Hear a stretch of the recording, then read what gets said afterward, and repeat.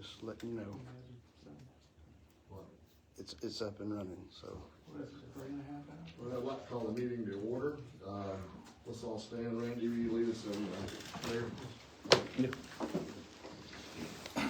Dear Lord, thank you this day. Thank you for all the men here and everyone else onlooking. But just ask that you'd be over our community, God, that you'd just show yourselves in our lives every day. You'd keep everybody safe. You'd watch over our families and our town, Lord. In Christ's holy name we pray. Amen. Amen. Let's face the flag.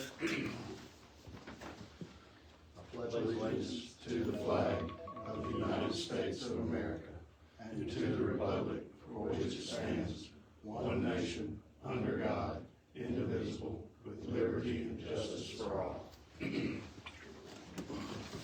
to everyone for coming. Everyone has read the minutes from the last meeting. Do I hear a motion to approve the minutes? Make a motion to approve the minutes. I'll second. All of them in favor? Motion carried.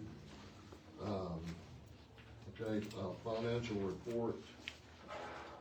Okay, to start with, we have started, as of January 1st, an accrual base accounting that started back to January 1st, which previously was a cash base accounting. And the reason I'm bringing this up is there is one thing on the profit and loss statement for $196,103.11. That was expenses for 2025 that's on this P&L. So anyone who doesn't understand the difference, if the accrual accounting, when an invoice comes in, it goes into that month when the invoice comes in. Where on a cash basis, it's when it's paid. So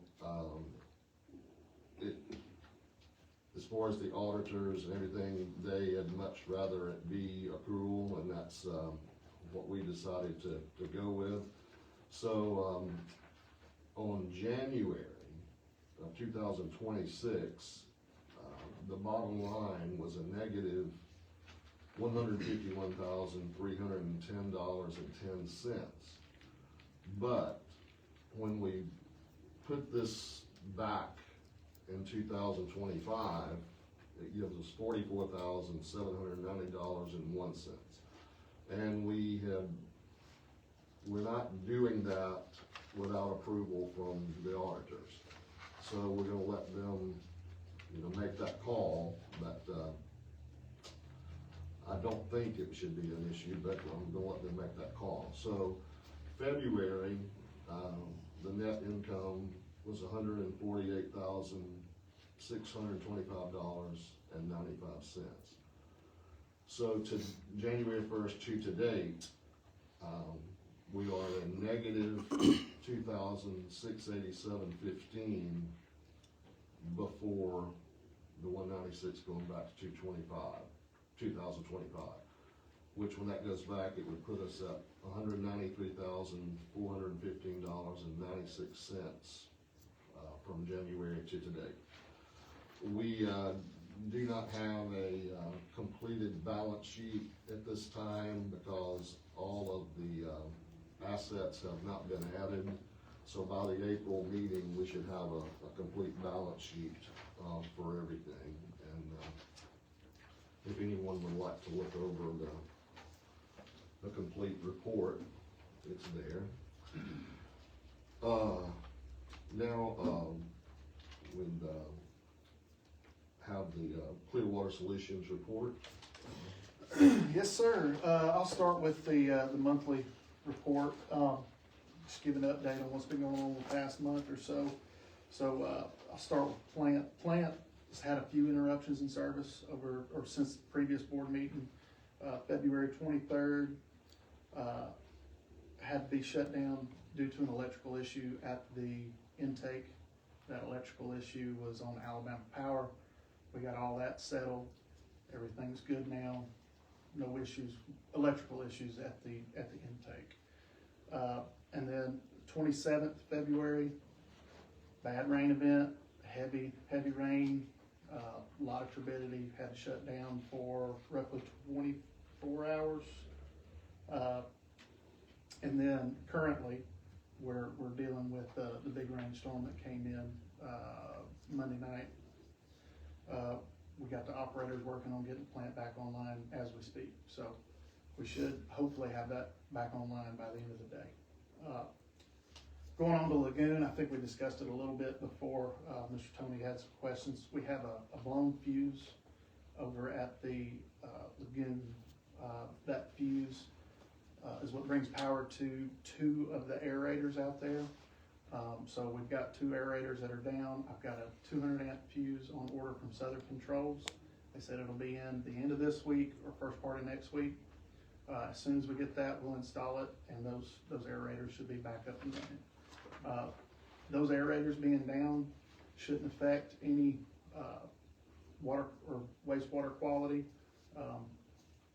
Not a huge deal this time of year. If it was summertime, then it would probably be a much bigger deal, but currently those being down isn't causing any major issues. Can I ask a question on that one? Yeah, sure. Should we order an extra one of those fuses since we don't have, I mean, right now we're fortunate, but in summertime, a week may be a bad deal. Yeah, So yeah. maybe we could get one of those extra or something. Yes, sir. I'm assuming they're all the same for all those? I'm sorry? I'm assuming that all those are the same? I believe so, yes, sir.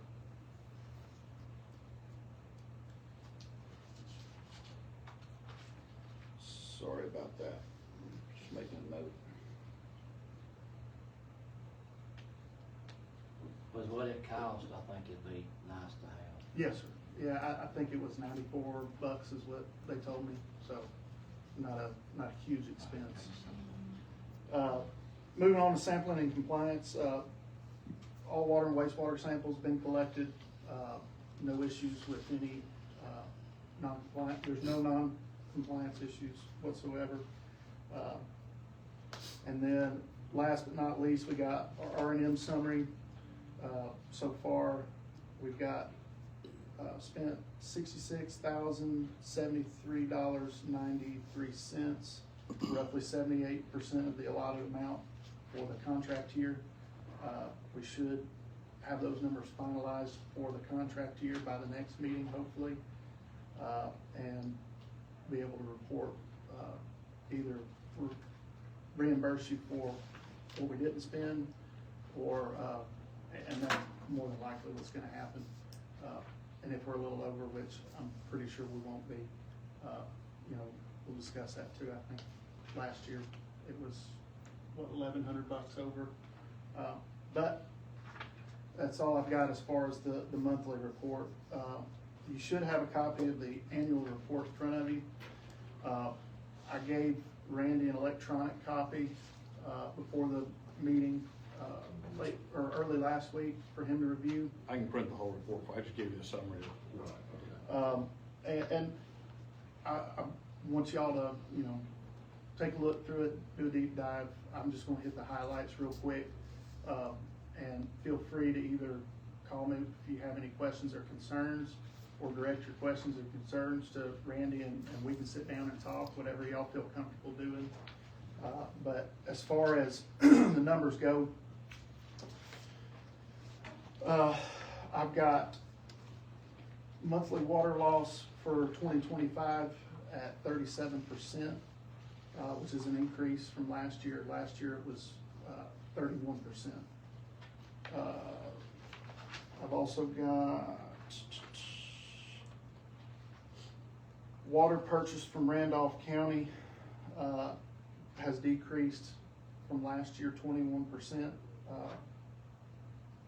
And the amount of water pumped from the plant into the system was an increase of 9.39% from the previous year.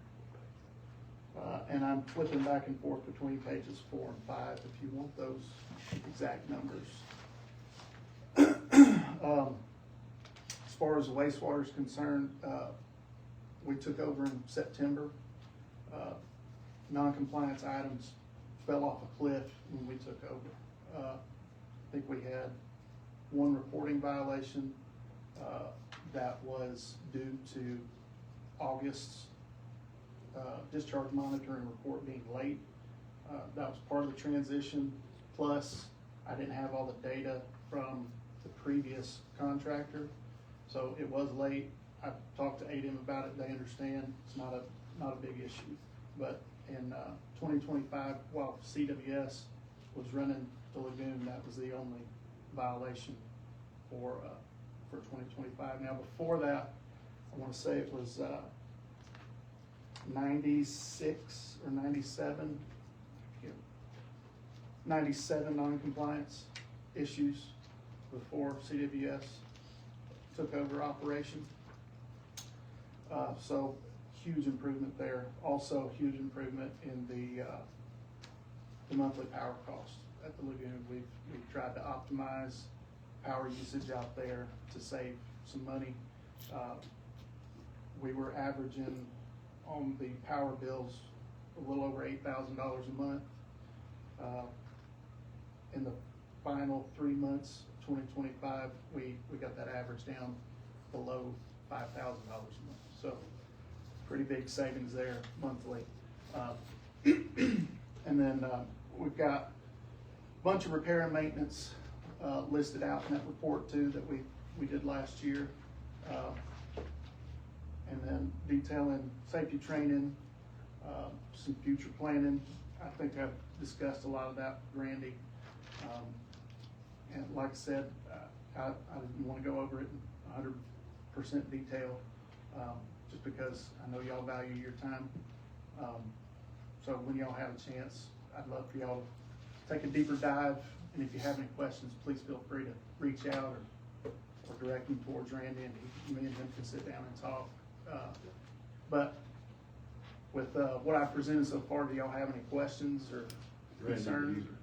Have any? No, I mean, like I said, 154 million, almost 155 million gallons of water produced last year, so that's a lot of water. Like I said, we want to get our not their fault, but we got to figure out how to get our unaccounted number down some. It's 37%. We'd like to get that down to, if we ever can, around 15. But I don't know. And we can talk a little more about that too. But no, did a great job. I mean, the guys doing a great job. So. Appreciate the confidence.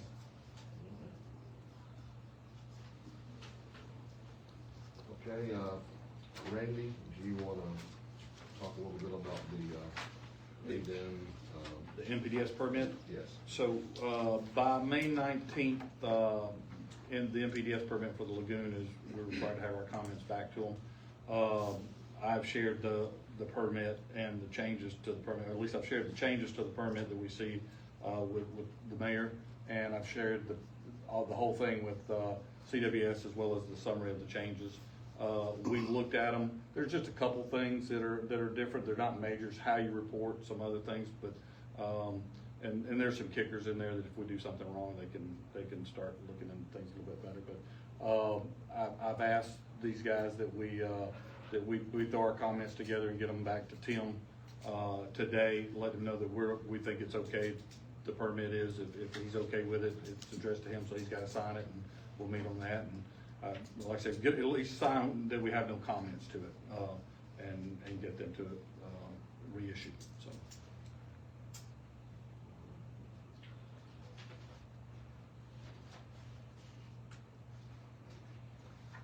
And I've got those. If you want to flip through them, you want me to read those to you? What the changes are? They're in the book. But I mean, If you want. yeah, I mean, well, not everybody has a book, so I'll go through it. So here's a summary of some of the changes that are going on.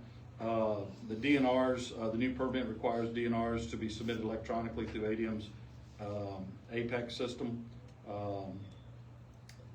The new permit requires sanitary sewer overflow response plan, which we already have, and we'll just update it. The new permit strengthens requirements for reporting sanitary sewer overflows, including prompt notification and documentation of those. The new permit clarifies that the total residual chlorine TRCs monitoring applies when chlorine is used for disinfection.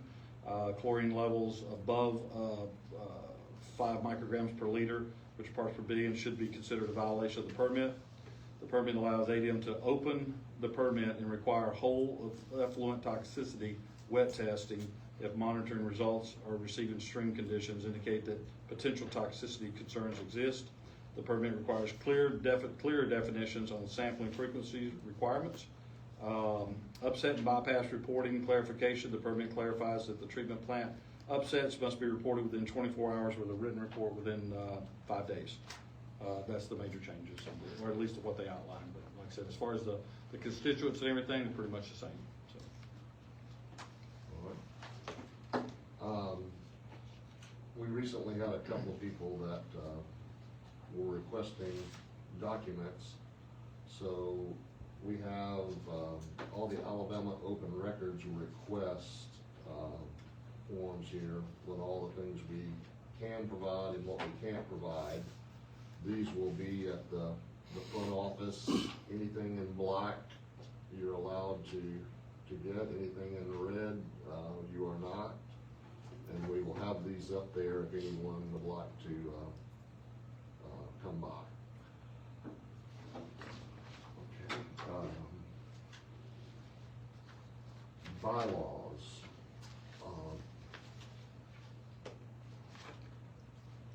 This is something that we would need to vote on, so I will just read everything first here. I respectfully submit to the Board of Directors for consideration and approval a clarification regarding the title alignment with the current bylaws of the Water, Sewer, and Gas Board of the Town of Wedowee. Under Article 6, the Board of Directors have responsibly set policies pertaining to operations, personnel, and capital expenditures.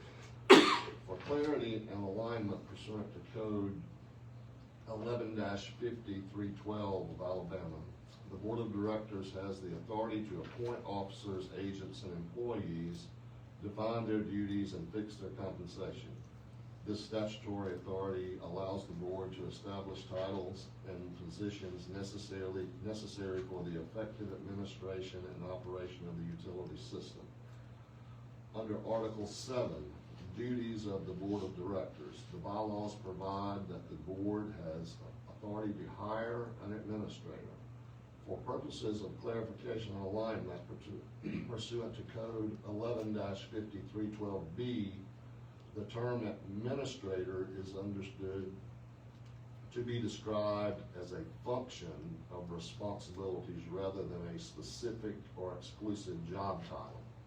As noted within the bylaws, the administrator's role functions much like the chief executive officer.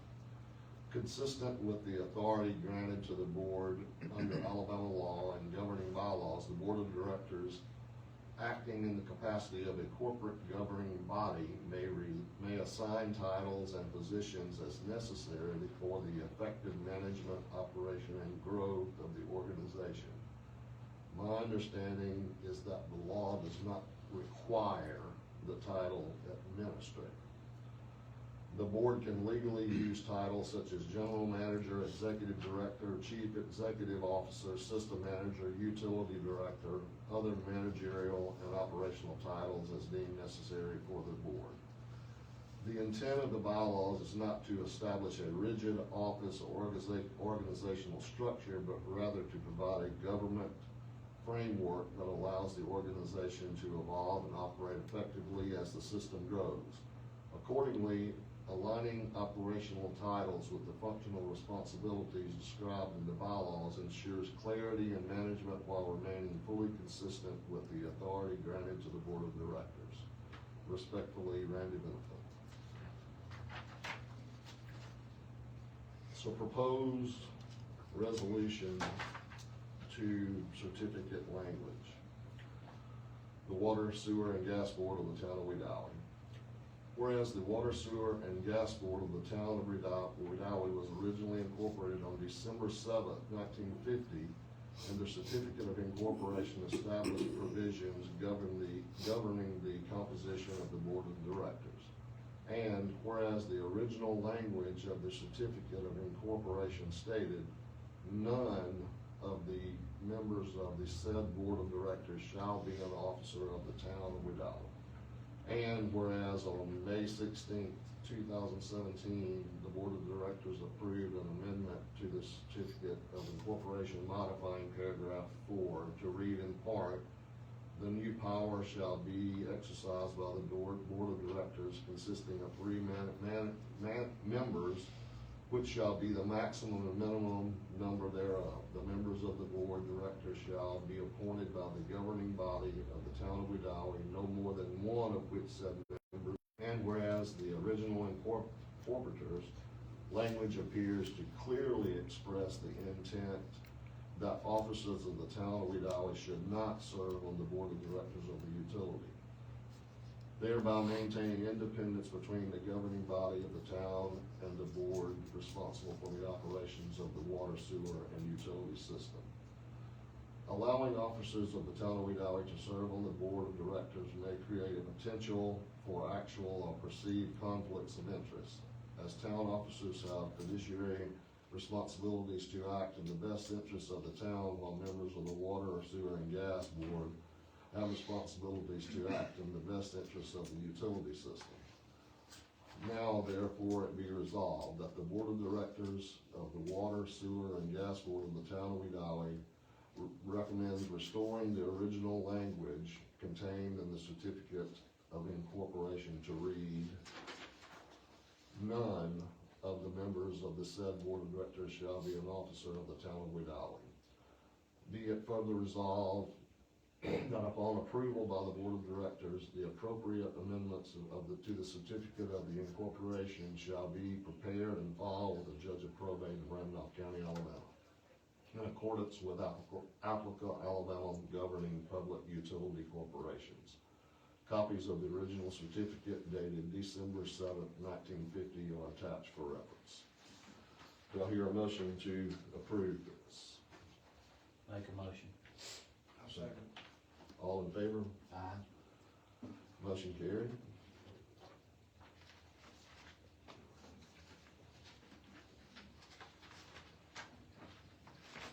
Okay, previous items, I'm not aware of this. Randy, maybe you can help me, or Jim, Yeah. it's been approved. Previous items approved prior to February 26th.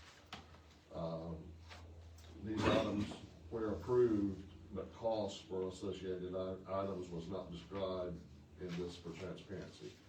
Metal salvage, selling to best vendor. Yeah, there was a note in the previous minutes that someone approved to go ahead and sell the metal scrap down there. It may have been Veronica, I can't remember exactly who it was. And we've got a lot of scrap down there, we need to get rid of it to clean up.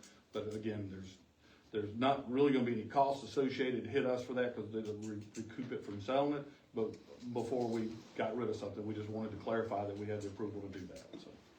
And clean up around the shop, $2,500 in dumpsters and miscellaneous employee time. Yeah, that gives us about 5 dumpsters, 30-yard dumpsters to get rid of stuff. Shouldn't go over that, and they're roughly $465 a piece. So I was asking for a budget of about $2,500 for dumpsters and disposal, and then our personnel time will be done when they're not doing stuff, so. And that's in the minutes where it has been. No cost, it was told to clean up, but it didn't detail out what I'm telling you right now. What we need is dumpsters to get rid of stuff and personnel time. But they were told to clean up, yeah.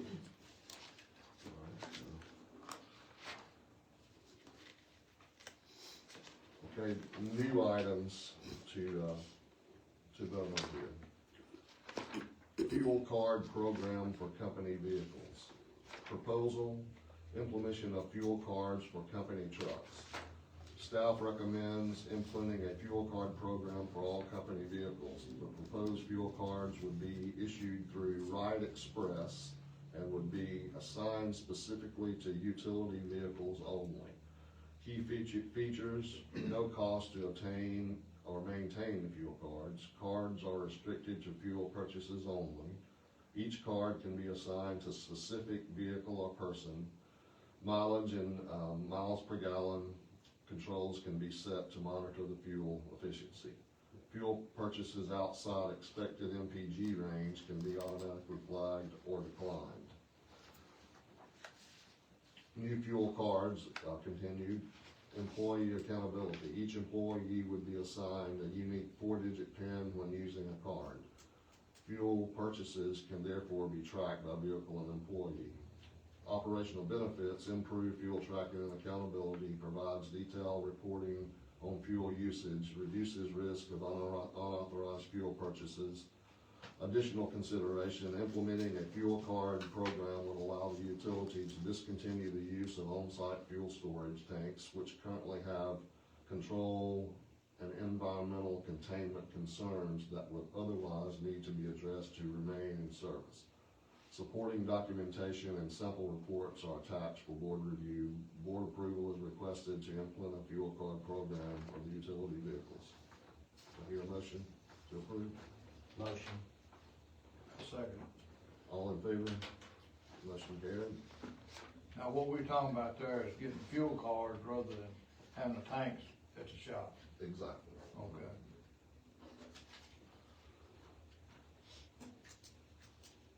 Capital purchase requests. Equipment purchase, tilt trailer. Approval is requested for the purchase of a 16,000-pound bumper pull tilt trailer in the amount not to exceed $8,500.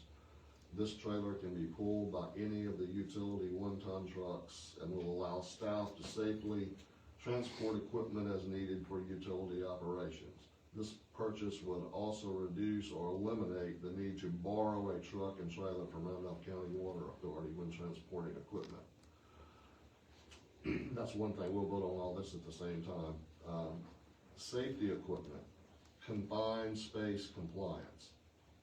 Approval is also requested for the purchase of confined space safety equipment to ensure compliance with OSHA 29 CFR 1910.146.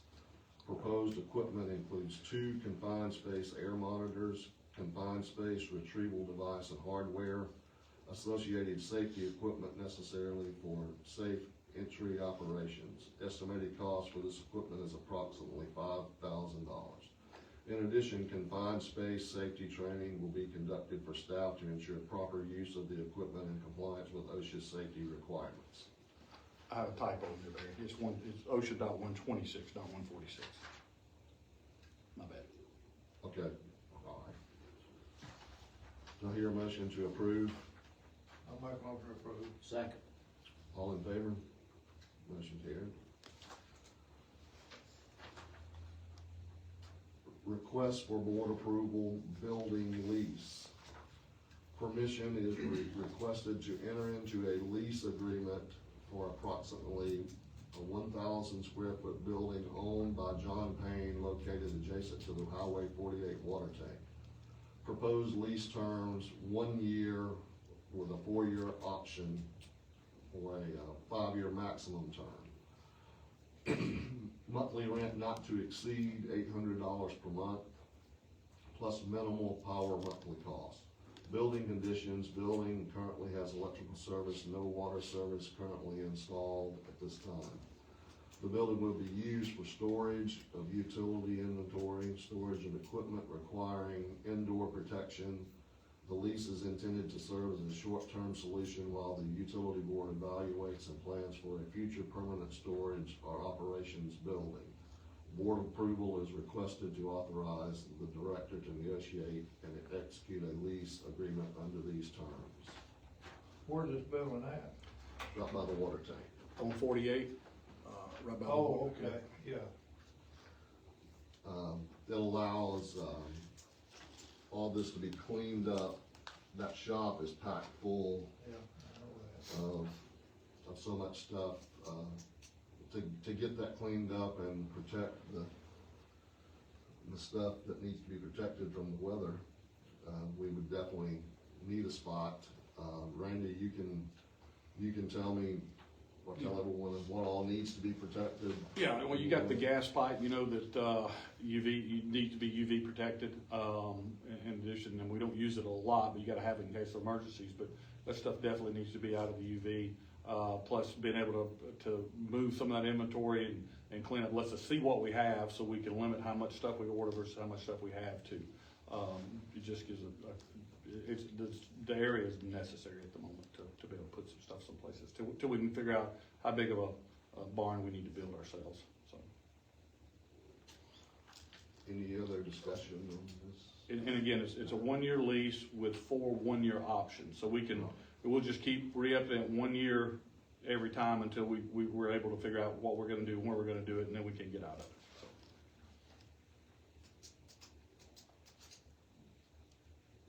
Motion to approve,